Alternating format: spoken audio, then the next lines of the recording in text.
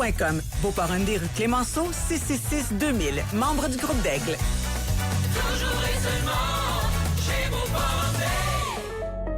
Tu cherches un emploi qui tient la route? SG Énergie. On roule depuis 55 ans. On transporte et livre carburant et lubrifiant partout au Québec. On recrute des répartiteurs et des chauffeurs pour embarquer avec nous. Horaire stable, flotte récente, temps supplémentaire après 40 heures et fonds de pension avantageux. Joins-toi à une équipe compétente aux valeurs familiales. Envoie ton CV à sgenergie.com, section carrière. Et si tu veux relever d'autres défis, plusieurs postes sont disponibles. Visite sgenergie.com.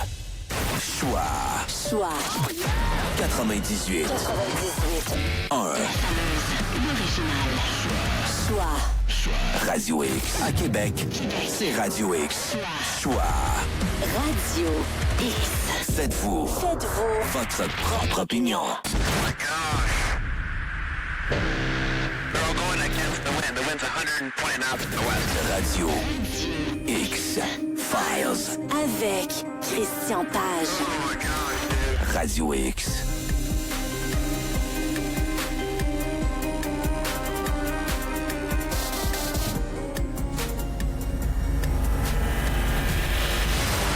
In 1996, the people of Varginha, Brazil, witnessed a UFO event that would change their lives forever. Call it another Roswell, if you will. It is a crashed vehicle that had beings on board. Finally, the facts will be revealed. The Virginia case is considered the most well-kept secret in the military circles of Brazil. My objective here is to put some clarity on what took place in Varginha, Brazil, January 1996. This can't be denied. This was proof. We pulled this off. It'll be the most compelling testimony revealed. Of contact. This is a level of confirmation that only a handful of people on this planet have. Bonsoir, bienvenue dans les Radio X-Files, édition du vendredi 13 février. Christian Page, bonsoir. Bonsoir, c'est vrai, le vendredi 13. Oui, on est vendredi 13. C'est presque une malédiction. Tout à fait. L'extrait qu'on vient d'entendre a mis la table pour le premier sujet de la soirée, qui est un sujet dont j'ai vraiment aucune idée, là, qui est l'affaire Varginha. Varginha. Ouais, Varginha, l'affaire de Varginha. Ouais. Écoute, c'est un truc, j'ai hésité avant d'en parler parce qu'il y a quelques années, 3 ou 4 ans peut-être, au moment où je faisais cette émission avec Yannick Marceau, on avait fait un segment, en fait, je pense presque toute une émission consacrée à cette histoire qui est très curieuse. Et pour moi, c'était un peu une affaire entendue. Ouais. Et je voulais pas être redondant et en reparler à nouveau, mais je me suis fait un peu, disons, rattraper par l'actualité. Et pourquoi je t'en parle ce soir? Bon, déjà, il y a quand même quelques années qui se sont écoulées depuis l'intervention que j'avais faite sur le sujet. Mais, quand même, je veux pas que les auditeurs me disent « Oh, Christian Page se répète. » Il y a plus de sujet, donc il se répète. Ouais, non, pas du tout. L'actualité m'a un peu rattrapé, parce que, bon, ce soir, faut-il le dire, c'est une émission qui est consacrée aux ovnis. On fait notre retour dans la boucle, on revient à l'émission sur les ovnis. Et le 20 janvier dernier, donc, il s'est tenu au National Press Club à Washington, D.C., qui n'est pas un endroit officiel du gouvernement, là, entendons-nous, là, parce que même si on dit ça, National Press Club, on a presque l'impression que c'est un organisme gouvernemental. Non, c'est une salle que toi, moi, n'importe qui peut louer, mais c'est souvent des annonces très prestigieuses qu'on va faire au National Press Club. Puis ça s'appelle encore le National Press Club, là, qui sait, peut-être demain, ce serait le Trump National Press Club, mais parce que mais là, pour l'instant, ça s'appelle toujours le National Press Club.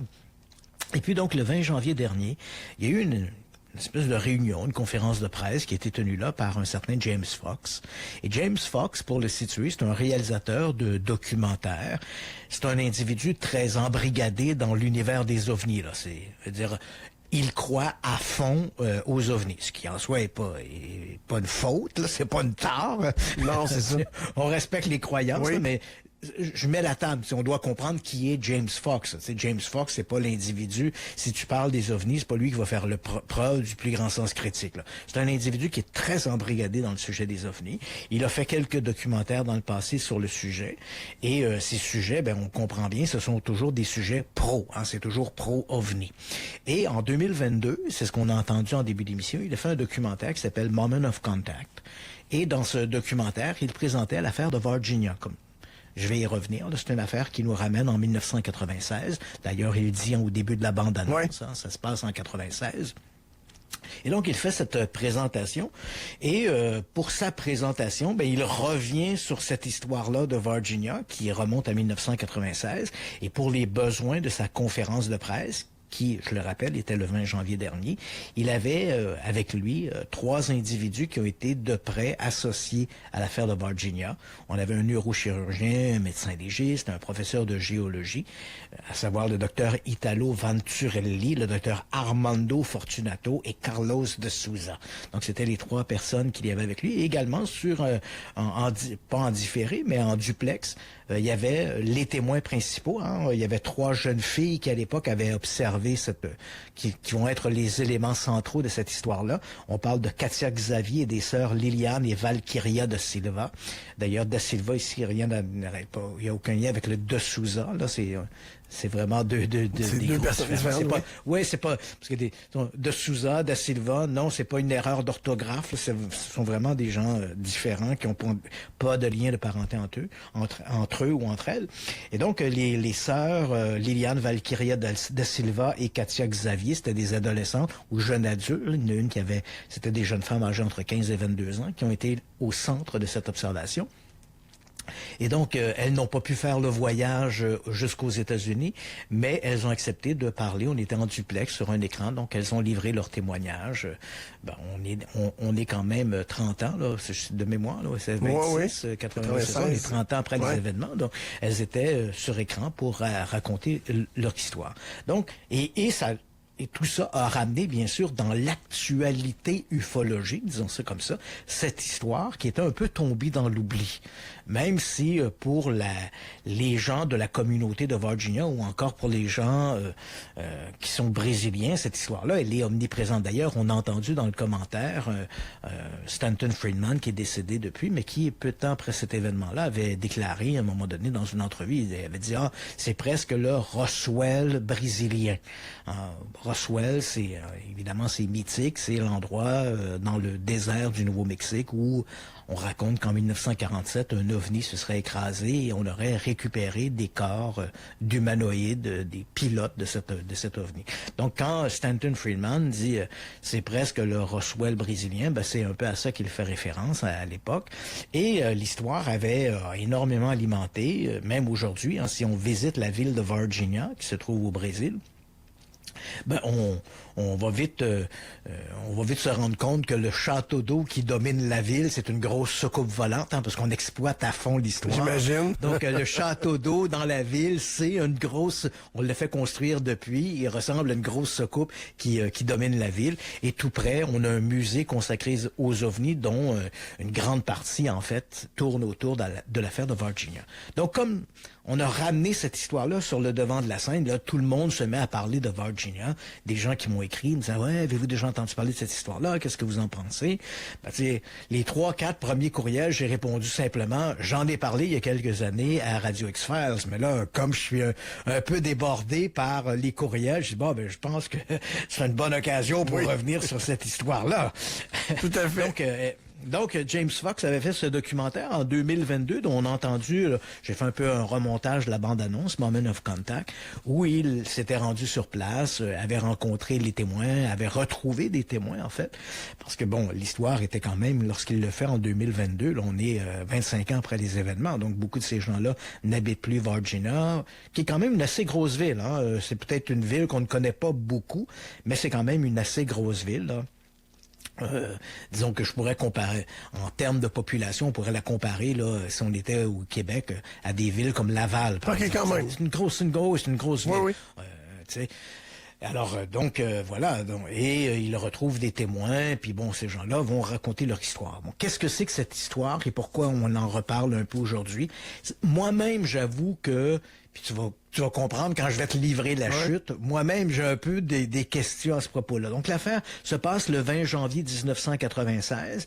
C'est pas pour rien qu'on avait choisi au Press Club de faire la conférence le 20 janvier, 2026. Là, c'était coïncidé exactement avec le 30e anniversaire de l'événement.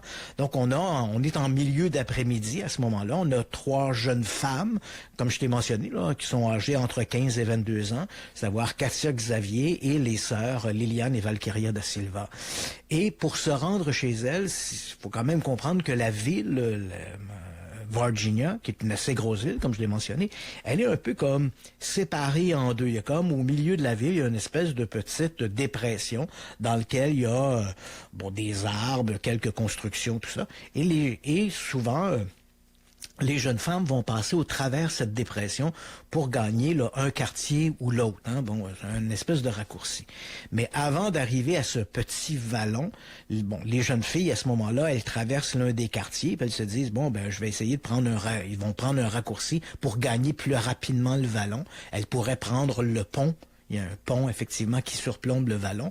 Mais évidemment, on gagne plus de temps à traverser à travers le vallon. Donc, elles empruntent un raccourci. On n'est pas dans le vallon encore. On est juste avant le vallon, 2 rues avant le vallon. Il y a comme entre 2 quartiers d'habitation, il y a un terrain vague. Donc, elles entrent sur le terrain vague. Et alors qu'elles traversent le terrain vague, c'est 30 secondes de traverser le terrain vague. Là. C'est un terrain. Là. C'est juste à côté, oui.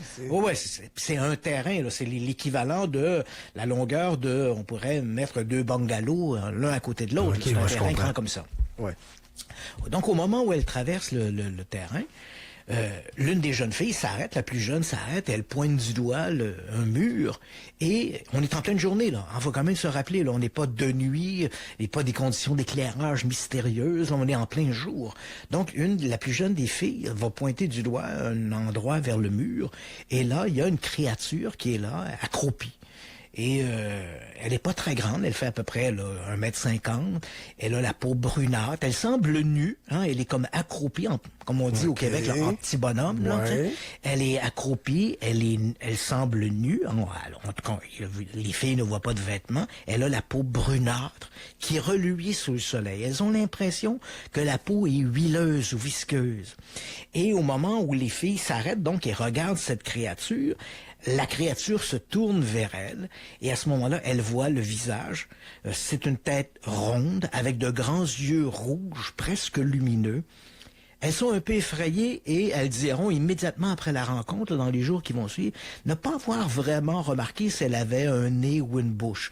Même si elles vont faire des dessins, puis on comprend, des adolescentes, elles vont un peu ajouter un nez puis une bouche parce que ça va de soi, là. Ouais.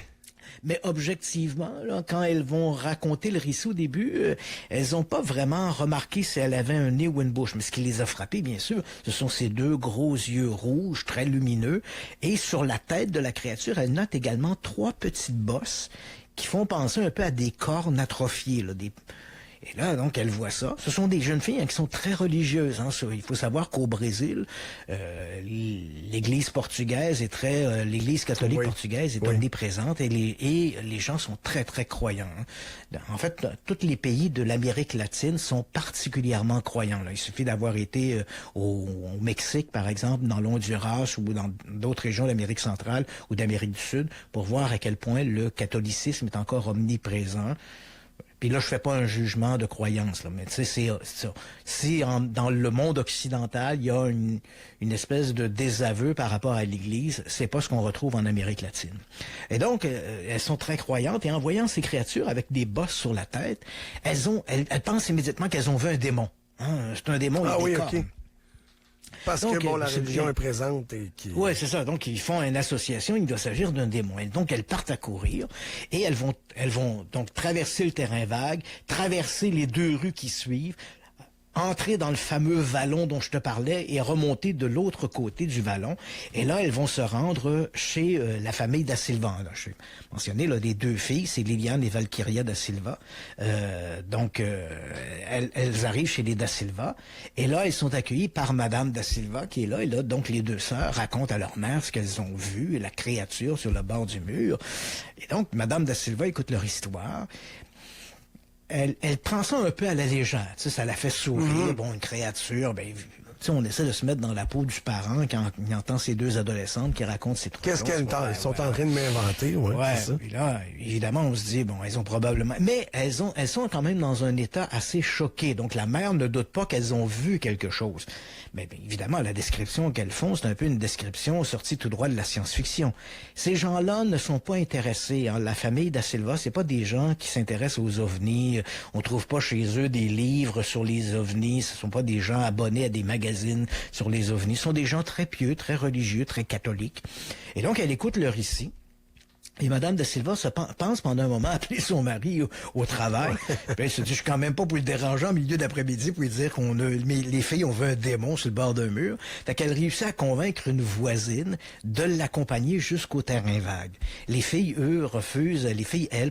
refusent de retourner sur le terrain en question. Mais finalement, Madame da Silva, les filles lui donnent l'endroit où elles ont vu la créature. Donc, elle y va avec une voisine. Et quand elle arrive au terrain vague en question, ces créatures qu'il y a eu, elle n'y est plus. Donc, évidemment. Et là, elle s'approche près du mur où les filles disent avoir vu la créature. Et elle note que dans l'air, elle sent une espèce d'odeur d'ammoniac. Et les filles lui ont mentionné ça, hein, au-delà de la description physique de la créature, les filles ont mentionné qu'il y avait dans l'odeur une espèce d'odeur d'ammoniac.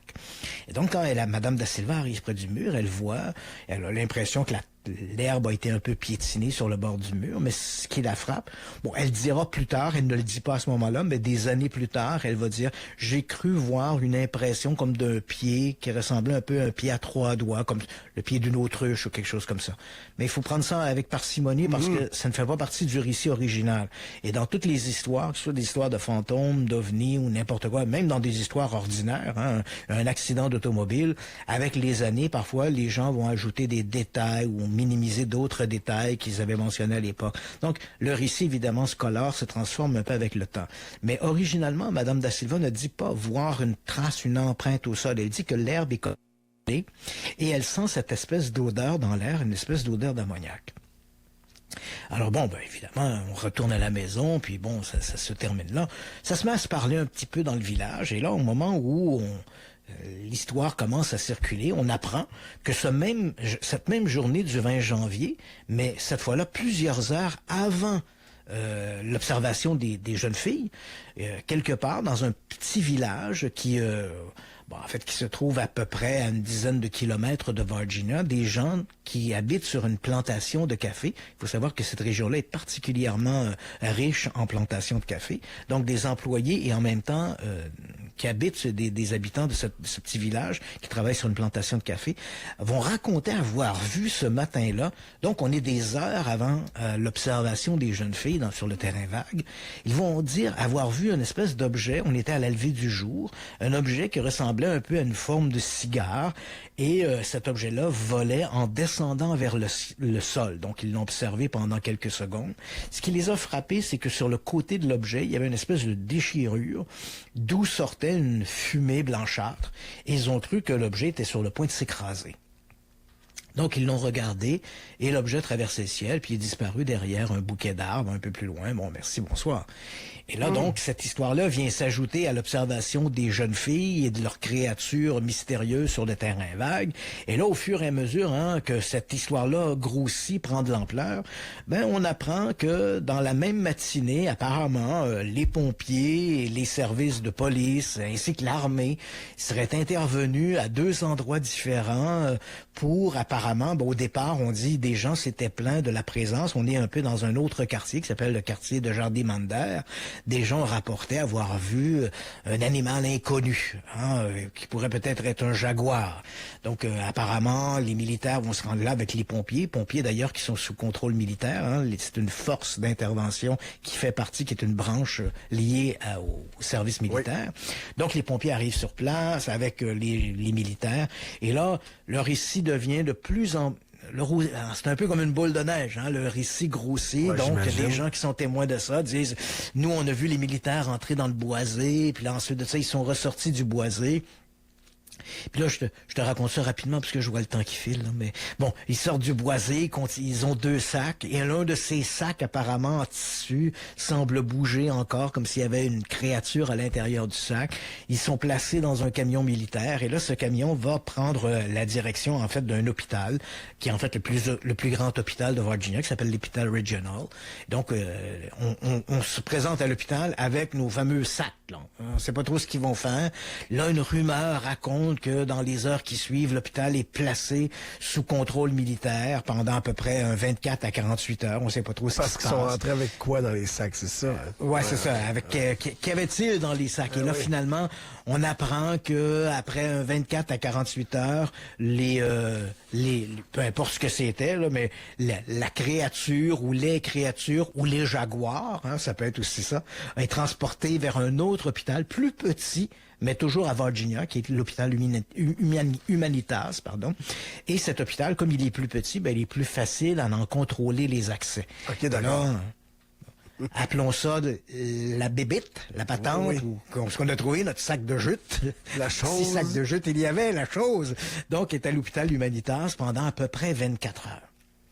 Et là, toujours selon les récits, je veux dire, la chose en question va être sortie de l'hôpital Humanitas. Elle va être apparemment, on va raconter qu'elle aurait été autopsiée et ensuite elle est envoyée vers l'université d'État à Campinas, qui se trouve à 300 km plus au sud de Virginia. Et de là, à peu près, on perd sa trace. Bon, des récits vont raconter qu'elles ont pris la direction de Buenos Aires ou quelque chose comme ça, ou éventuellement elles auraient été ramenées en Honduras, transférées dans un avion militaire et éventuellement aux États-Unis. Mais là, on s'éloigne de plus en plus du récit original. Ce qui est intéressant, c'est on oublie tout ce mythe qui se crée là, dans les jours, les semaines et les mois. D'ailleurs, il y a même, on va apprendre quelques mois après qu'un des militaires ou des pompiers qui seraient intervenus, qui auraient aidé à récupérer la créature, aurait été griffé par cette créature, un certain Marco Cherezé, et il serait décédé rapidement. Là. Il aurait développé une infection galopante et il serait décédé assez rapidement. Mais quoi qu'il en soit, si on oublie tout ce récit qui avec les semaines et les mois devient de plus en plus énorme et là des gens racontent j'ai vu la machine écrasée au sol, plus on en parle, c'est un peu comme la saucisse high grade, plus on en parle, plus on en parle, plus on ajoute, plus il y a des histoires qu'on ajoute. Mais ce qui est intéressant, si on regarde essentiellement, on revient au récit de base, on a ce témoignage de ces jeunes filles qui racontent avoir vu cette créature, on ne sait pas trop ce que c'est, on a aussi apparemment l'intervention des militaires presque de manière est-ce que c'est une coïncidence ou est-ce que c'est lié? Mais il n'y a aucun doute que les militaires vont intervenir dans un petit boisé du quartier de Jardim-Mander. Et d'ailleurs, ils vont être questionnés par les autorités. Et c'est là que j'ai un petit peu de misère, parce que quand on va questionner, et là, on parle d'une version officielle, je veux dire, c'est la version officielle. Quand on a demandé aux militaires quelle était la réalité de cette histoire-là, ils ont minimisé l'affaire, évidemment, et en conférence de presse, le chef de la police, qui était de chaque côté avec des militaires, ont répondu que oui, ils ont confirmé qu'ils étaient intervenus dans le boisé de Jardim-Mander. Okay. Mais c'était pour récupérer non pas un jaguar, mais c'était pas non plus pour récupérer des créatures extraterrestres. Et là, je sais, ça va faire sourire, mais c'est la version officielle. Ils ont récupéré un couple de nains, des petites personnes, et qu'ils ont amené à l'hôpital Humanitas. La femme était enceinte et éventuellement son état était critique et ils ont finalement décidé de la transporter à l'hôpital. Ils l'ont transférée donc à l'hôpital Humanitas qui demandait des soins particuliers. Donc la créature ou l'animal trouvé dans le boisé, c'est ni un jaguar ni un extraterrestre, mais un couple de nains dont la femme est enceinte. Quant à la créature observée sur le bord du mur, la version officielle, c'est que les filles ont vu simplement un vagabond. Qui était difforme. Okay. Et là, ça fait beaucoup de difformes et de malades dans le même temps. Il y avait apparemment dans le village, dans la ville de Virginia, il y aurait un indigent qui souffrait de malformation et c'est cet indigent que les jeunes filles auraient vu en train de faire caca ou pipi sur le bord du mur et qu'elles auraient confondu à une créature mystérieuse. Ouais. Voilà où est-ce que ça nous laisse. Quand même, ça c'est les versions officielles. Tout à fait. Ce que je viens de te livrer là, c'est la version officielle. C'est pas une version des ufologues. C'est par les cheveux. Oui, c'est la version officielle. Donc, c'est là où on en est. Quelle est cette histoire de Virginia? Ben, j'avoue que l'histoire ufologique, l'histoire de l'OVNI, l'extraterrestre qui se sauve, capturé par les militaires, me paraît tiré par les cheveux. Je refuse de croire ça. Mais en même temps, je refuse aussi de croire la version officielle. Il y a quelque chose qui va pas. Le couple de nains, à mon avis, puis là, c'est une opinion qui me concerne personnellement, là, c'est même pas une hypothèse, c'est rien qu'une opinion. Moi, je me suis posé la question quand j'ai lu les premiers récits, puis là, je sais qu'on n'a plus de temps, mais la première question que je me suis posée, c'est que au Brésil, il y a beaucoup de singes, notamment des singes hurleurs. Je me suis posé la question, quand on regarde la petite créature, tout ça, est-ce qu'on serait pas en présence de, je sais pas pour la créature capturée dans le bois, mais est-ce qu'on n'est pas, il n'y a pas quelque chose ici que les autorités auraient voulu dissimuler, du genre un animal de laboratoire, un singe, un primate qu'on aurait gardé en laboratoire, qui aurait souffert d'alopécie, d'une perte de poils, puis un animal sans poils, un chien, enfin, qui a regardé un chat sphinx qui a pas de poils, puis déjà, c'est assez curieux. Fait qu'imagine-toi, là, on a, dans un laboratoire où on aurait fait des tests sur des animaux et des singes qui auraient été atteints d'une maladie particulière, ou un singe qui aurait été, ou plusieurs singes qui auraient été atteints d'une maladie, à qui on aurait inoculé une bactérie, ou peu importe, qui auraient perdu leurs poils et qui se seraient échappés du laboratoire. Donc, on se retrouve dans une ville où on a 2 ou 3 singes en liberté qui se sont échappés d'un laboratoire, qui ont peut-être été inoculés par un virus quelconque. Ça pourrait expliquer ce que les filles ont vu et ça pourrait expliquer pourquoi les autorités ont inventé une histoire qui tient pas debout. Là. Le couple de nains avec la femme enceinte, ça tient pas debout. Là. On est d'accord avec ça. Donc, et c'est moins exotique qu'un extraterrestre qui s'est échappé d'une soucoupe volante, tu comprends? Oui. Mais en même temps, comme je te dis, c'est même pas une hypothèse. Je te lance ça comme ça, je te dis, si je devais essayer de trouver une idée qui me paraît plus vraisemblable, mais j'ai aucune preuve. Je veux dire, et c'est libre à quiconque. C'est libre à quiconque. Si les gens veulent croire à l'histoire de l'OVNI, l'extraterrestre, c'est libre à eux. Si les gens veulent croire au couple de nains, libre à eux aussi. Je sais pas. Mais c'est vrai que c'est une histoire qui est étrange. Quand on regarde ça, là, on prend un peu de recul, on dit, c'est quand même une histoire étrange. Si les autorités s'étaient pas embarquées dans une hypothèse ou une explication aussi fantaisiste, je pense que l'histoire serait probablement morte de sa belle mort. Mais le fait qu'on a cette version officielle si ridicule, on comprend que ça donne de l'eau au moulin aux gens qui disent les autorités nous cachent des choses, etc. Mais bref, pour l'instant, l'affaire de Virginia, non, je n'ai pas une explication définitive. C'est le gros point d'interrogation. Et là-dessus, on peut aller à la pause. Tout à fait. On va poursuivre au retour avec la thématique des ovnis qui ont toujours la cote au cinéma, mais on en parle tout de suite au retour de ces quelques messages. Restez là. Radio X Files. Avec Christian Page. Radio X. En fin de semaine. Écoute, Légende du rock. Tu pourrais gagner l'une des 5 paires de billets pour assister au show de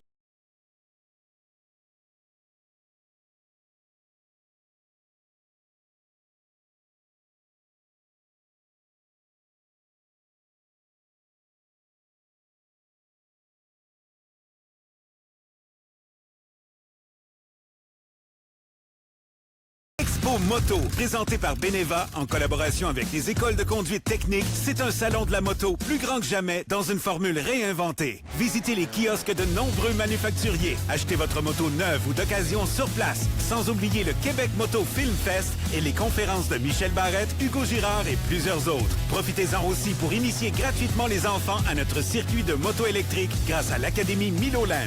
De vendredi à dimanche, au centre de foire d'Exposité, place à Expo Moto. 888casino.net. 19 ans et plus, jeux gratuits uniquement, jouez de façon responsable. Chez Maxi, la méga-vente offre tellement de méga rabais qu'il faut aller méga vite pour passer à travers. Le jeu Oasis à 1,22, les raisins verts ou rouges à 1,99 la livre, 4,39 le kilo. Le paquet de bœuf à fondue chinoise à 4,50 l'unité pour les membres PC Optimum ou 5,50 pour les non-membres. Plus de détails en circulaire et chez Maxi. En escalade de glace, rien n'est laissé au hasard. Chaque mousqueton, chaque harnais est crucial. Tout comme sur la route, la sécurité prime. Et ça commence chez Volvo Ville de Québec.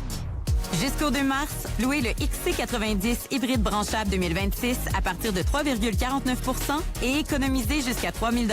Cette offre comprend une réduction de 0,50 % pour les clients de conquête. Passez en mode « Ma vie, ma Volvo ».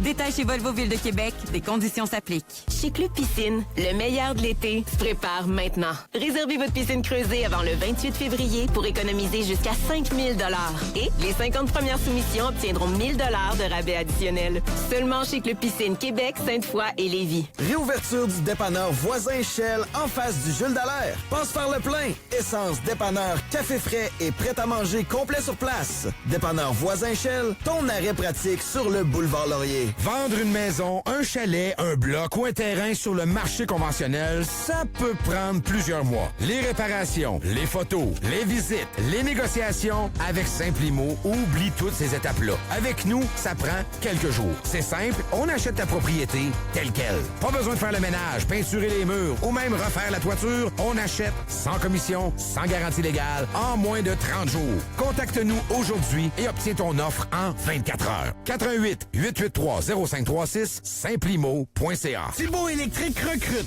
compagnons électriciens et apprentis électriciens avec leur carte. Un emploi stimulant et pas redondant, c'est Thibault. Viens travailler chez nous. Info à commercial thibaultélectrique.ca. 888casino.net. 19 ans et plus, jeux gratuits uniquement, jouez de façon responsable. Aliment Ludo, c'est une variété de pizzas 9 et 12 pouces comme au resto. Goûtez notre vraie sauce à la viande du bas du fleuve. Et ce n'est pas tout, pâte à la viande, mexiquée au poulet, cuisinée comme à la maison. Aliment Ludo, dans un supermarché près de chez vous. Plein gaz moto chez ADM Sport jusqu'au 15 février. Jusqu'à 50 % de rabais sur vêtements, casques, pièces et pneus pour moto et MX. Profitez-en pour faire le plein d'économies chez ADM Sport. ADM Sport, c'est tout ce que tu aimes. Attendre des semaines pour avoir un rendez-vous pour l'entretien de son véhicule électrique, c'est pas la situation parfaite. Passez donc chez Desharnais. Pour les véhicules à moteur, hybride ou électrique, Desharnais, c'est juste parfait. Les Dames de Pique, c'est une ambiance qui fait parler et revenir. Tu ne veux pas passer ta Saint-Valentin seule ou tu veux t'offrir une sortie qui fait monter la tension? Les Dames de Pique, on est merveilleuses et à l'écoute de tes besoins. Passe nous voir, on prend soin de toi. Sur le chemin Craig, à Saint-Nicolas. En février chez Dooley's, le billard est à 50 %. Tu veux-tu que je... Hey, donne-moi donc la... On commande-tu des... Arrête ça tout de suite. 50 % de rabais. Tu peux finir tes phrases, là. Puis ah ouais, c'est à toi de casser, go! Ben oui, champion! Le billard est à 50 % de rabais tout le mois de février pour que tu aies 2 fois plus de fun avec tes chums et que tu puisses continuer de les faire rire 2 fois plus longtemps. Certaines conditions peuvent s'appliquer. Détails sur place.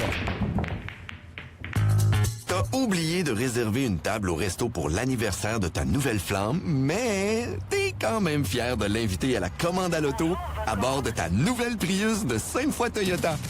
Pendant l'événement C'est l'heure Toyota, louez la Prius hybride branchable SE 2026 à partir de 99 $ par semaine pour 48 mois, 16 000 km par année avec un compte de 5 500 $. Taux d'intérêt à 3,49 %. Rabais gouvernemental et incitatif client de 1 500 $. Sainte-Foy Toyota, une affaire de confiance. 888casino.net. 19 ans et plus, jeux gratuits uniquement, jouez de façon responsable. Radio X Files. Avec Christian Page. Radio X. Nous devons interrompre notre édition. On nous fait part d'une menace visant à rendre public des documents officiels longtemps tenus secrets.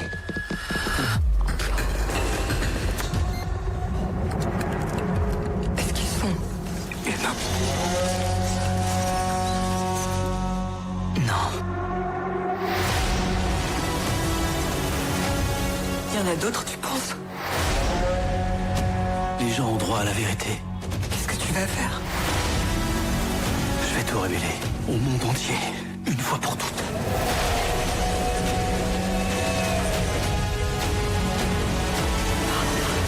Alors, il n'y aura pas de retour en arrière.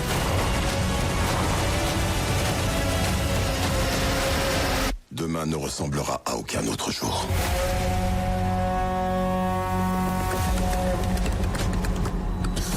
On est de retour dans les Radio X-Files, édition de ce vendredi 13 février. Oui, vendredi 13, où on va parler d'OVNI encore après cette pause. Et où tu mentionnes, Christian, que les OVNI ont encore la cote. C'est encore très populaire au cinéma, hein? Oui, effectivement. Et je regardais cette semaine dans l'actualité, puis là, on apprend minimalement qu'au cours des prochains mois, il va y avoir 3 nouveaux films qui vont sortir. On ne sait pas trop encore, pour 2 d'entre eux, on n'a pas encore des dates de sortie. On ne sait pas si ce sera des films pour la télé ou des films au cinéma. Mais l'un d'entre eux, celui dont on vient d'entendre la bande-annonce, c'est le film Disclosure Day, dont on a entendu la bande-annonce en français. C'est le nouveau film de Steven Spielberg qui renoue avec les extraterrestres. Hein, c'est E.T. 2. Ouais, c'est ça. Donc, avant, il y avait eu la rencontre du 3e type. Oui. Ensuite, il y a eu E.T. Et là, donc, Spielberg avait mis de côté un peu les histoires d'extraterrestres. Et voilà qu'il revient avec Disclosure Day. Le film est prévu pour une sortie à l'été 2026. Ça met en vedette Emily Blunt et Josh O'Connor. Comme c'est souvent le cas dans l'univers de Steven Spielberg, il y a une espèce de secret gardé sur le synopsis du film. Donc, quand on regarde même la bande-annonce, ça ne nous apprend pas grand-chose. Okay. Ce que l'on sait de ce qui a coulé, en fait, c'est il y aurait Emily Blunt qui incarne une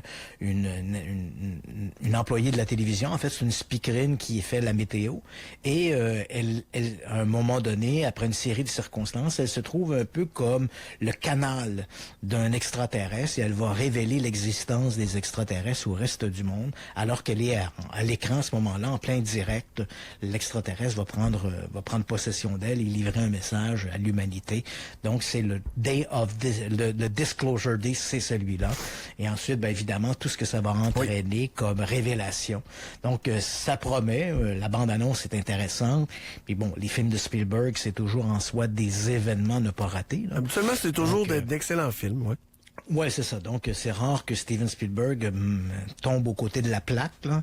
Et il y a un public pour ça. Puis je pense que on l'a vu à toutes les fois où il a abordé le sujet du fantastique.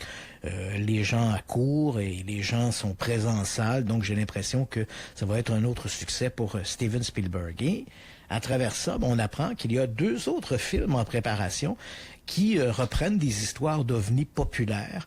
Donc, on a appris là au cours des derniers jours qu'il y a le réalisateur Scott Cooper, que je ne connais pas, mais qui a tourné des œuvres comme Crazy Heart, Les Brasiers de la colère, Affamés, et d'autres. Et il a annoncé qu'il travaillait sur un projet qui allait reprendre l'affaire de Roswell. Donc Roswell, j'en ai parlé un petit peu en en première partie d'émission. C'est ce grand classique de l'histoire des ovnis où on aurait récupéré un engin extraterrestre dans le désert de Roswell en juillet 1947. Faut quand même préciser que je ne sais pas quelle est la tournure et quelle va être la façon dont on va présenter le film au public, mais il faut quand même savoir que l'affaire de Roswell, même si encore aujourd'hui, c'est pour les amateurs d'ovnis, c'est un peu comme un saint Graal, il faut quand même le dire, cette histoire-là a été quelque part un peu déboulonnée par les militaires qui affirment que cette histoire de Roswell n'était rien de plus, puis j'avoue, et là je sais que des gens vont m'en vouloir, puis probablement, brûlez-le. Mais l'une des... mais la version officielle de l'armée qui est arrivée, parce qu'au début, dans l'affaire de Roswell, il y a cet objet, l'armée va récupérer les débris, et quelques heures après cette récupération, en fait, Roswell, c'est grosso modo 48 heures en 1947. Hein. Souvent, quand les gens disent « Ah, l'histoire des ovnis remonte aux années 40 avec l'affaire de Roswell », non, pas du tout. En 1940, ce qui a lancé l'histoire des ovnis, c'est une observation d'un type qui s'appelait Kenneth Arnold. L'affaire de Roswell n'existe pas en 1947. Ça va durer pendant 48 heures, puis c'est vite oublié. C'est même pas... Et pendant pratiquement 30 ans, on n'entendra plus jamais parler de cette histoire-là. Grosso modo, il y a cette histoire, un rancheur du nom de Mac Brazel dit « J'ai trouvé des débris étranges sur mon ranch ». Et puis, 48 heures après, l'armée dit « Ben voilà, c'était simplement un ballon météo. Merci, bonsoir, on passe à autre chose ». Cette histoire de ballon météo, évidemment, elle percole pas nécessairement pas chez tout le monde. C'est quand même curieux. Hein? Ballon météo, puis les militaires de Roswell n'ont pas été en mesure d'identifier que c'est un simple ballon météo. Il y a comme quelque chose qui cloche dans cette version-là. Et puis, au milieu des années 90... On est grosso modo 50 ans après l'affaire de Roswell. L'armée américaine, là je n'entrerai pas dans le détail, mais le département de la Défense va être un peu obligé par les tribunaux de rouvrir l'affaire de Roswell. Et ce qu'on va apprendre, ils vont trouver des milliers de pages de documents sur cette histoire-là. Et donc, si c'est un complot, il y a beaucoup de gens qui ont travaillé dans l'ombre pour faire des faux papiers, là, hein, parce que c'est vraiment des milliers de pages qu'on va découvrir sur cette affaire-là. Et ces milliers de pages révèlent qu'en fait, l'objet, c'était pas un simple ballon météo. Le ballon météo, c'était vraiment un écran de fumée. Mais ça cachait pas un engin extraterrestre. Ce que ça cachait, c'est que les militaires, à l'époque, travaillaient à un projet d'espionnage ultra top secret qui visait à espionner les Soviétiques, à savoir si les Soviétiques possédaient l'arme atomique. Et on avait proposé l'idée de placer en haute atmosphère des ballons qui étaient équipés d'équipements acoustiques qui auraient pu entendre, entre guillemets, là, entendre une détonation d'une bombe atomique du côté des Soviétiques. Et ce train de ballons, le ballon en lui-même n'était pas secret, c'était plutôt la mission qui était secrète. Ce train de ballon faisait partie de ce projet top secret qu'on appelait projet Mogul. Et donc, c'est ce projet Mogul qu'on a voulu dissimuler. Et c'est pourquoi quand les militaires de Roswell ont mis la main sur cet objet-là, ils ont dit, ben c'est quoi? On ne sait pas ce que c'est, ça vient pas de chez nous. Mais on peut comprendre qu'à 100 km de là, la base d'Alamogordo, eux qui avaient lancé le ballon Mogul, quand ils ont vu dans les journaux cette histoire-là, ils ont vite compris qu'il fallait récupérer le ballon et dissimuler l'histoire. Et c'est ainsi que le mythe de Roswell est né. Donc on a créé une fausse histoire pour dissimuler, pour pas que les gens découvrent que les Américains travaillaient à un projet secret pour espionner les Soviétiques. Donc l'objet de Roswell n'était rien de plus, selon la version militaire, à laquelle j'adhère. Je l'avoue, là, j'adhère, n'était qu'une dissimulation sur un projet top secret qui était le projet Mogul. Okay. Bref, cette histoire de Roswell, ça va faire il va y avoir un nouveau film. On n'a pas encore la date de sortie. Ce sera réalisé par Scott Cooper. Je tiens à rappeler que l'affaire de Roswell n'en est pas non plus à sa première adaptation à l'écran. En 94, dans un film pour Showtime, un film fait pour la télévision, il y avait eu un film qui s'intitulait tout simplement Roswell, qui mettait en vedette Kyle MacLachlan et Martin Sheen, qui reprenait grosso modo l'histoire de la soucoupe écrasée, de la récupération de l'OVNI des cadavres d'extraterrestres. Et avant ça, il y avait un film en 1980 qui, lui, était sorti au cinéma, qui s'appelait Hangar 18, qui mettait en vedette Darren McGavin et Robert Vaughn, pour les plus vieux. Robert Vaughn, c'était un des agents très spéciaux là, dans une série populaire des années 60. Et c'était un peu inspiré de l'affaire de Roswell. Donc, on avait récupéré une soucoupe volante qui était gardée dans un hangar, puis bon, il y avait tout un secret qui entourait ça. Et ça s'intitulait Hangar 18, donc librement inspiré de l'affaire de Roswell. Donc, je ne sais pas quelle va être la teneur de ce film qui doit sortir, réalisé par Scott Cooper, mais techniquement, ce sera donc le 3e film adapté, de manière plus ou moins assidue, à l'affaire de Roswell. Et puis, il y a un 3e film qu'on nous annonce. C'est en fait une révélation de Demi Moore qui est passée à la télévision dans une entrevue. Elle a dit qu'elle travaillait à un film avec Coleman Domingo et que ce film-là allait s'intituler Strange Arrival. Et le film Strange Arrival serait basé sur l'histoire, le prétendu enlèvement par des extraterrestres du couple Betsy et Barney Hill. Là encore, 30 secondes pour rappeler cette histoire-là. On est en septembre 1961. Ce couple, hein, c'est un couple interracial. Aujourd'hui, ça fait partie des mœurs, là, mais en 1961, c'était moins fréquent. C'était moins fréquent, et surtout en Nouvelle-Angleterre. Donc, on a ce couple qui sont allés au chute du Niagara, qui est allé au chute du Niagara. Le couple est passé par Montréal, et ensuite le couple est retourné aux États-Unis. Ils habitaient à Portsmouth, au New Hampshire. Donc, ils ont roulé là, jusqu'à peu près à Quaticook, et ensuite ils ont traversé la frontière américaine, ce qui les amenait à traverser les White Mountains vers Portsmouth. Et là, ils racontent, on est dans la nuit du 19 au 20 septembre 61, qu'ils ont vu une lumière dans le ciel, et puis bon, éventuellement, il y a un épisode un peu étrange, ils voient l'objet, d'un coup, ils ont l'impression de s'endormir, et quand ils vont rouvrir les yeux, ils sont à 50 km de Portsmouth, puis ils ignorent... ils ignorent en fait le trajet qu'ils ont fait, comment ça fait qu'ils sont rendus là. Fait que finalement, ils arrivent chez eux, ils constatent qu'ils arrivent plus tard que prévu, et donc éventuellement ils vont consulter, et sous hypnose, et le médecin qu'ils vont consulter va les placer en état d'hypnose, et sous hypnose ils vont raconter avoir été enlevés par des extraterrestres alors qu'ils roulaient sur la Nationale 3. Faut bien le dire, le médecin va conclure que cette histoire-là est une pure invention. Hein? Ils ont fantasmé cette histoire-là. Mais tu comprends, cette histoire-là va quand même faire l'objet d'un livre en 1965 par un journaliste assez réputé qui s'appelle John J. Fuller, mais qui fait beaucoup dans le fantastique quand même. Fuller, là, il aimait beaucoup les histoires d'ovnis et de fantômes. C'était un peu son dada. Mais c'est un journaliste du Life Magazine. Et donc, il va publier un livre qui va devenir en fait le premier best-seller vraiment sur les ovnis, qui s'intitule The Interrupted Journey, le voyage interrompu en français, et qui raconte l'histoire des Hills, mais évidemment, on y va plutôt dans le sens de l'enlèvement par des extraterrestres et non pas un fantasme inventé comme ça au gré des semaines. Donc, la version du médecin est mise de côté. Même s'il est mentionné en Fuller dans son livre au début, il prend 2 phrases pour dire le docteur Benjamin Simon qui a placé les Hills sous hypnose croit que c'est un fantasme. C'est dit. C'est tout? Passons à autre chose. OK, c'est dit. Maintenant, allons-y vers l'extraterrestre. Donc, on fait beaucoup dans l'extraterrestre, mais cette histoire-là, elle est devenue une histoire un peu phare dans l'univers des ovnis et principalement dans l'univers des enlèvements extraterrestres.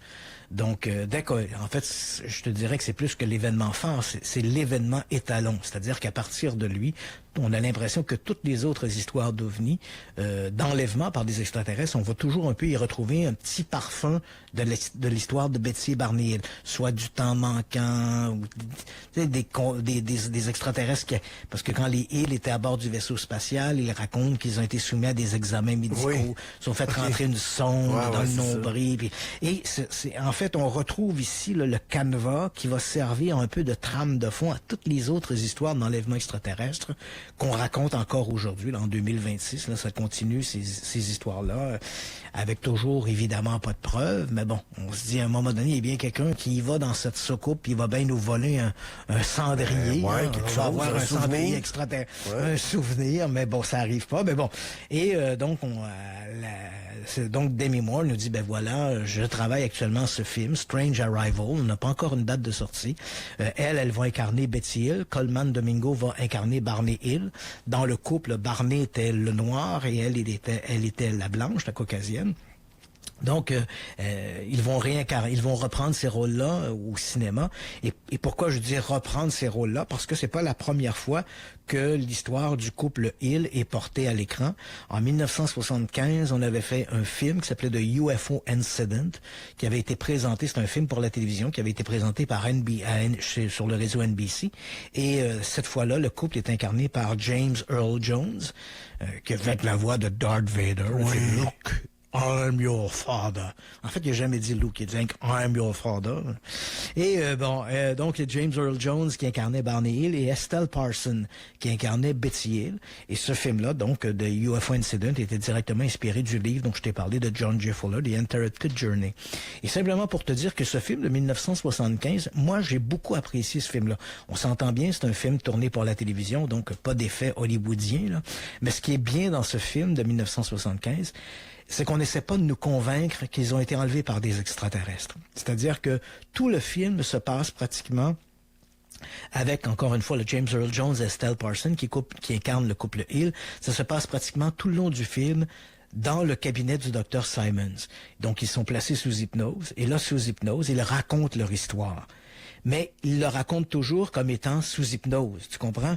Et donc, toi, le téléspectateur, tu regardes ça, c'est le récit qu'ils racontent sous hypnose, ce qui est tout à fait véridique. Oui. Et on a l'acteur, le comédien qui incarne le Dr. Simons, qui est toujours un peu partagé, tu sais. Oui, bon, est-ce qu'ils disent la vérité? Est-ce qu'ils ont inventé ça? D'où vient le fantasme? Même à un moment donné, il leur dit, dans le film, il leur dit que ce qu'ils voient, c'est un fantasme, parce que le couple dit non, on croit qu'on est enlevé par des extraterrestres. Et le médecin lui dit, vous savez, dans la nuit, on se réveille, du linge sur un fauteuil ou sur une chaise peut nous faire penser à l'intérieur d'un vaisseau spatial. Tu comprends? Il essaie de les amener à comprendre que finalement, tout ce qu'ils racontent n'est peut-être qu'un fantasme. Et le film se termine un peu là-dessus. Bon, le film rajoute un petit détail à propos d'une histoire de carte stellaire, là, parce que bon, dans le vaisseau spatial, Betty Hill dit qu'elle a vu que les extraterrestres lui auraient montré une carte de leur provenance, d'où ils venaient. Et cette carte-là, les amateurs d'OVNI l'ont associée à un système dans la constellation du Réticuli qui s'appelle les étoiles Zeta 1 et Zeta 2 dans la constellation du Réticuli. Puis encore aujourd'hui, il y a des amateurs d'OVNI qui défendent cette interprétation-là. Mais de toi à moi, là, puis rien que nous deux qui nous écoutent, là. C'est de la foutaise. Ça, c'est l'histoire de la carte, c'est de la foutaise. C'est de la foutaise pour plusieurs raisons. D'abord, la personne qui est arrivée à cette conclusion-là a fait une sélection tout à fait arbitraire des étoiles qu'elle choisissait pour mettre dans son modèle. Parce qu'en fait, la carte de Betty Hill, Betty Hill dit pas les extraterrestres viennent de Zeta du Réticuli. C'est une interprétation, c'est une astronome amateur qui s'appelle Marjorie Fish, qui avait fait une espèce de modèle en 3D. C'est elle qui arrive à la conclusion que il doit s'agir de Zeta du Réticuli. Mais quand on regarde son travail, c'est un travail bâclé. Elle a fait une sélection arbitraire des étoiles et elle a déterminé qu'autour des étoiles Zeta du Réticuli, il devait y avoir des planètes autour qui devaient ressembler à la Terre et avoir des formes de vie. Mais on sait aujourd'hui que autour de Zeta du Réticuli, je n'entrerai pas dans le détail de l'astronomie, mais s'il y a des gens qui nous écoutent qui sont des spécialistes de l'astronomie, ils vont comprendre de quoi je parle. La métallicité des étoiles ne permet pas d'avoir des planètes de type tellurique, c'est-à-dire des planètes comme la Terre. S'il y a des planètes qui tournent autour de l'étoile Zeta 1 et Zeta 2 dans la constellation du Réticuli, ce sont des planètes gazeuses comme Jupiter ou Saturne. C'est des planètes sur lesquelles il n'y a pas de possibilité d'avoir des formes de vie. Donc, le modèle de Betty Hill... Ça fonctionne pas. Ça fonctionne pas. Donc, mais le film de 1975, on le savait pas à ce moment-là. Hein? Non. Il a dessiné une carte, puis stellaire, puis ça pourrait s'agir de cette étoile, puis c'est mystérieux. Ça finissait un petit peu sur une note que je dirais pro-OVNI. T'sais, on veut pas nous dire qu'on y croit, mais le film se termine en nous disant on y croit, c'est ça. Mais cela étant dit, le film est intéressant parce que à aucun moment dans le film, le Dr. Simon dit « Vous avez été enlevé par des extraterrestres ». On voit que tout le long du film, il les met sous hypnose. Il écoute leur récit, puis ensuite il dit c'est peut-être tout ça n'est peut-être qu'un fantasme. Je ne sais pas quelle va être la tournure de ce film que nous annonce Demi Moore, mais j'avoue que j'ai très hâte de voir ça, parce que c'est une histoire qui m'a beaucoup intéressé, l'histoire de Betty Barney Hill. Cela étant dit, je pense qu'on est arrivé à la fin de l'émission. J'ai plein de choses encore à te raconter. Mais comme le temps file, oui. Oui, c'est épouvantable. Mais bon, ça passe vite une heure. Même pas tout à fait une heure, mais... Ça passe vite, mais celui de Steven Spielberg aussi, Disclosure Day, qui se... je pense c'est en juin, d'après ce que je voyais, là. Très, très hâte de voir ça. Je pense que c'était le... c'est ça. Mais en fait, c'est l'été, là. Au cours de l'été, tu sais. À l'époque où on sort souvent les gros blockbusters, là. Toujours. Voilà. Puis un film signé Steven Spielberg, ça fait courir. Ça va fonctionner, c'est certain. Christian Page, merci encore une fois. Je te souhaite de passer un bon week-end, puis on se reparle vendredi prochain. Absolument. Bon week-end à tous. Merci, ciao. Bye. C'était les Radio X-Files sur les ondes de choix 98.1, Radio X. Radio X-Files. Avec Christian Page. Radio X. Good morning. Québec. Good morning, sunshine. Avec Doom Dumas. Lundi au vendredi. 5h30. Radio X. Présenté par Canva Construction, la référence en rénovation commerciale institutionnelle dans la grande région de Québec. Viens bâtir ta carrière avec nous, appelle-nous 527-8888. Pépé en lait, c'est la place à Québec. Bœuf Angus de catégorie 3A+, porc, poulet, agneau, poisson, fruits de mer, épices et sauces. Tu recherches la qualité et des produits supérieurs au meilleur prix? Rendez-vous au Pépé en lait, 2610 Boulevard Amel, Québec. En escalade de glace, rien n'est laissé au hasard. Chaque mousqueton, chaque harnais est crucial. Tout comme sur la route, la sécurité prime. Et ça commence chez Volvo Ville de Québec. Jusqu'au 2 mars, louez le XC60 à hybridation légère 2026 à partir de 1,74 % et économisez jusqu'à 1 500 $. Cette offre comprend une réduction de 0,75 % pour les clients de conquête. Passez en mode « Ma vie, ma Volvo ». Détail chez Volvo Ville de Québec, des conditions s'appliquent. Chez Brensour GGR à Laurier Station, présentement à l'achat de 2 électroménagers de cuisine de marque Maytag, Whirlpool ou KitchenAid, obtenez jusqu'à 300 $ de rabais additionnel au prix déjà escompté. Brensour GGR à Laurier Station, à 20 minutes des ponts. Votre spécialiste en électroménager sur la Rive-Sud. Un cancer ou une maladie rare débarque dans votre vie et vous vous sentez dépassé? Choisir sa pharmacie, c'est un gros plus. La pharmacie La Rivière et Massicotte, c'est la gestion des résultats de labo et des effets secondaires. La collaboration avec votre équipe soignante et votre pharmacien de quartier. À chacune des étapes, un accompagnement bienveillant. Choisir la pharmacie d'expertise La Rivière et Massicotte, c'est vous choisir. lmpharmacienne.com. Seuls les pharmaciens sont responsables de la pratique de la pharmacie. Du 3 au 8 mars à Expo-Cité, c'est l'International de l'Auto de Québec. Rendez-vous chez un concessionnaire pour votre paire de billets gratuites offerte par la SOGU. L'International de l'Auto de Québec, comme nulle part ailleurs. En collaboration avec Bob Scotia, présenté par IA, Assurance Auto et Habitation. Transformez votre journée en jour de casino. Jouez au jackpot, jeu de table en direct et plus. Découvrez les machines à sous les plus populaires comme Book of Dead et Immortal Romance. Ou jouez à la roulette, au blackjack et bien d'autres à Casino Days. Ouvert à tous les joueurs 18 ans et plus, vous permet de vous amuser gratuitement. Veuillez jouer de manière responsable. Hey, tu veux-tu des pantoufles? Le plancher est assez frette, là. Tu peux pas endurer ça tout l'hiver. Va te chercher une thermopompe chez Multiconfort FP. Toute l'équipe nous a tellement bien conseillé avec notre thermopompe Daikin. On a toujours une belle chaleur dans la maison. Puis mettons que ma blonde s'en plaint pas. En février, obtenez 15 % de rabais sur toutes les installations et 6 mois sans paiement ni intérêt sur certains produits. Informez-vous, Multiconfort FP à Québec en face de l'aéroport et à Victoriaville. Multiconfort FP. En face de l'aéroport.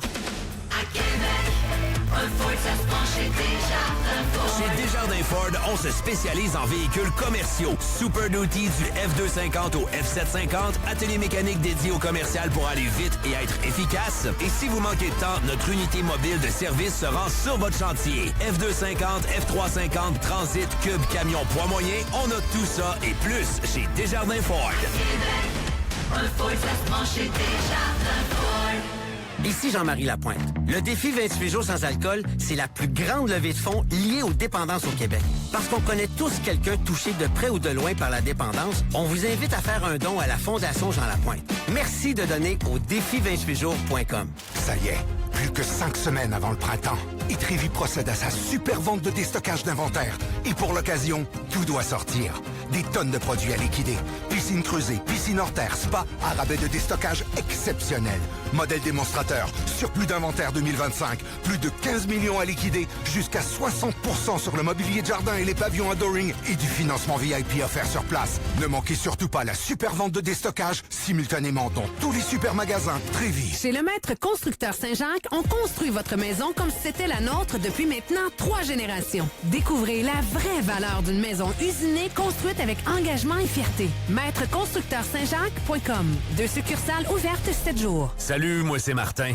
J'ai une hernie discale. C'est tellement douloureux que je multiplie les visites à l'urgence, les absences au travail, puis je peux même plus jouer au hockey comme avant. Mettons que je trouve le temps long. Martin était bien découragé. Mais l'espoir est revenu depuis qu'il a consulté les professionnels du Centre de correction vertébrale. Grâce à la décompression discale, Martin a repris sa vie là où il l'avait laissée. Croyez-moi, le Centre de correction vertébrale, c'est la clé pour votre santé. À Sainte-Foy-Lévis, Pont-Rouge et au centre cvq.com.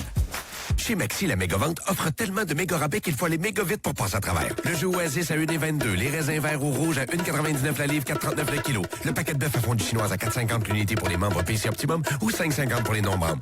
Plus de détails en circulaire et chez Maxi. Davy recrute 500 postes. Oui, 500 postes. Assembleur mécanique, soudeur, tuyauteur, plombier et constructeur naval. Avec des conditions de travail solides, ose le grandiose pour ta carrière. Postule dès maintenant à davyrecrute.ca. Davy, viens travailler avec nous. Choix 98 1 Choix. Radio X. À Québec, c'est Radio X. Choix.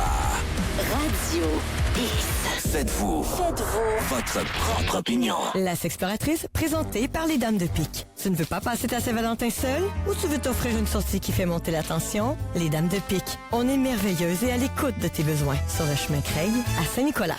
La Sexploratrice. Sexualité, amour, relations. Et beaucoup plus. Sans tabou. La Sexploratrice. Avec Mel Trudel.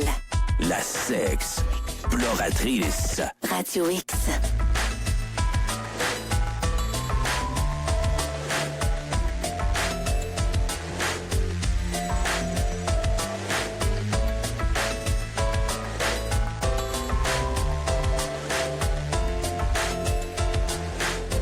Bonsoir à tous et merci d'être à l'écoute de la Sexploratrice en ce beau vendredi 13 en compagnie de Mel et Mel. Bonsoir, Mel. Hello. Mel, tu vas justement nous parler du vendredi 13 en deuxième segment, n'est-ce pas? Oui, je t'ai sorti quelques petits fun facts, statistiques par rapport à ce vendredi 13-là. Est-ce que les gens ont vraiment peur du vendredi 13? Est-ce qu'il y a réellement des choses qui se passent cette journée-là? On va voir ça tantôt. Oui, très intéressant. Donc, restez avec nous. On a également Cathy du Salon Tentation Montréal qui viendra nous parler justement du week-end Tentation Montréal. C'est à ne pas manquer. J'y serai demain toute la journée. Et également, l'un des couples les plus inspirants que j'ai eu la chance de rencontrer, Jean-François et Nancy. Restez avec nous puisqu'ils seront avec nous pour nous raconter un peu l'histoire de leur rencontre qui est peu banale. Ah, j'ai hâte de voir ça, mais... Oui. Donc, mesdames et messieurs, dites-nous donc, qu'est-ce que vous faites pour la Saint-Valentin? 88 670 9098 88 6